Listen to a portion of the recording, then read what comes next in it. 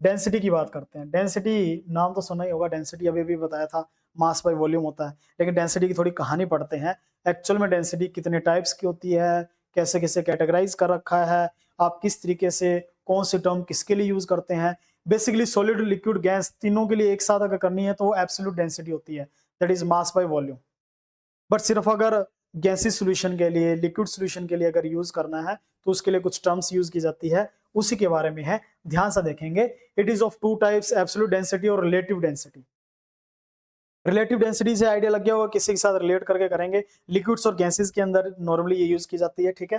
तो देखेंगे सबसे पहले लिक्विड्स और सॉलिड्स के लिए। सबसे पहले तो absolute density mass by volume है, बट अगर आपको वैसे लिक्विड्स के लिए यूज की जाती है, ठीक है। लिक्विड्स के लिए यूज करनी है रिलेटिव डेंसिटी, जिसको स्पेसिफिक ग्रेविटी भी बोलते हैं। ध्यान रखना, अगर आपको स्पेसिफिक ग्रेविटी नाम आ जाए आपके सामने तब भी यही है। तो रिलेटिव डेंसिटी या स्पेसिफिक ग्रेविटी एक ही बात है। ये किसकी रेशो होती है? डेंसिटी ऑफ द सब्सटेंस, जिसका पूछा है उसकी डेंसिटी डिवाइड बाय वाटर की डेंसिटी एट 4 डिग्री सेल्सियस। अभी डेंसिटी ऑफ वाटर बताई थी आपको 1 ग्राम पर ml। यूनिट्स ध्यान रखना, 1 ग्राम पर ml। 1 ग्राम पर ml जो आपको बताई थी स्टूडेंट्स, वो क्या थी? वाटर की डेंसिटी होती है 4 डिग्री सेल्सियस पे, ठीक है, 277 केल्विन के ऊपर। तो उससे डिवाइड करते हैं, वो रिलेटिव डेंसिटी या स्पेसिफिक ग्रेविटी आ जाएगी इन केस ऑफ लिक्विड, ध्यान रखना। इसी तरह से अपने पास गैसेस के लिए भी होती है बच्चों, जैसे ये for gases absolute density mass by volume. Mass by volume PM by RT आ गया। ए पीएम बाय आरटी क्या है भाई? ये कहां से आया? देखो, आइडियल गैस इक्वेशन थी, P is equal to nRT। Number of mass, mass की टर्म में क्या होता है? Given mass by molecular mass. यहां से मैं अगर R को इधर लेके चला जाऊं तो क्या आएगा?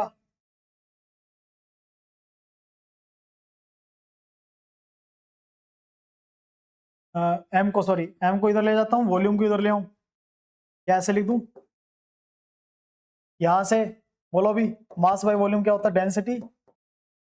यहां से डेंसिटी क्या आ जाएगी? PM by R T. क्या ये लिखा है formula? PM by R T. तो पीएम बाय आर टी इस तरह से आया है।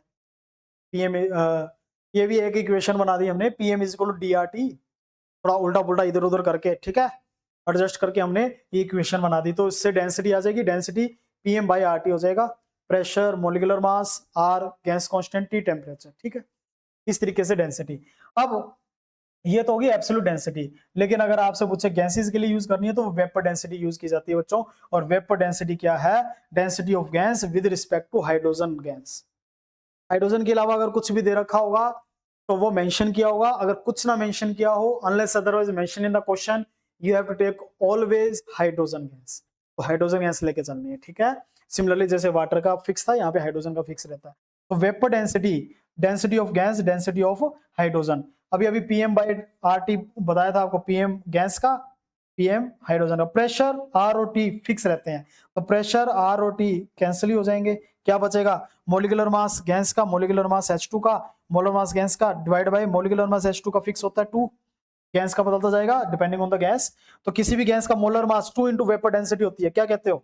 इसको इधर लेके चले गए तो मोलर मास और वेपर डेंसिटी के बीच में रिलेशन आपको मिलेगा 2 इंटू वेपर डेंसिटी। ध्यान रहे, अगर कोई मिक्सचर दे रखा है तो मिक्सचर के केस में मोलर मास की जगह एवरेज मोलिकुलर मास लेके चलोगे।